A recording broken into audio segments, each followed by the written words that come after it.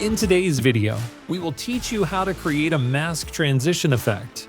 If you're interested in this topic, keep watching.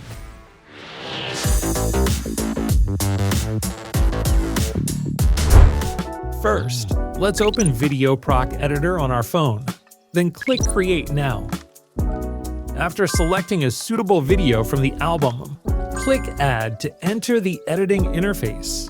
Once you're in the interface, find the PIP option below and click Add PIP. The system will pop up a resource page. Find the video material you want to add and click Add. Next, the video will appear on the PIP track. In the preview window, adjust the material to fit to screen and align the two video clips on the track. Hold the handles of the two clips and adjust their lengths to match.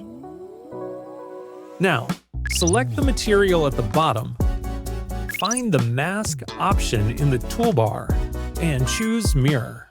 In the preview window, control the position and rotation angle of the mask and scale it to the smallest.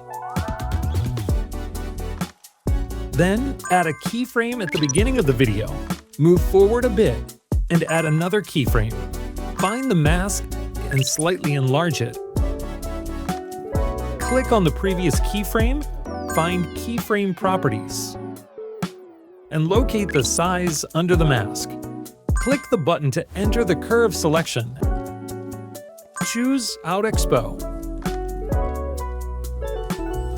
And set the third keyframe in the same way.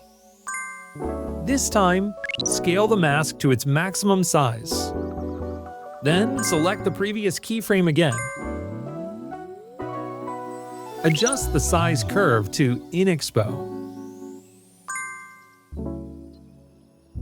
Finally, the mask transition effect is complete.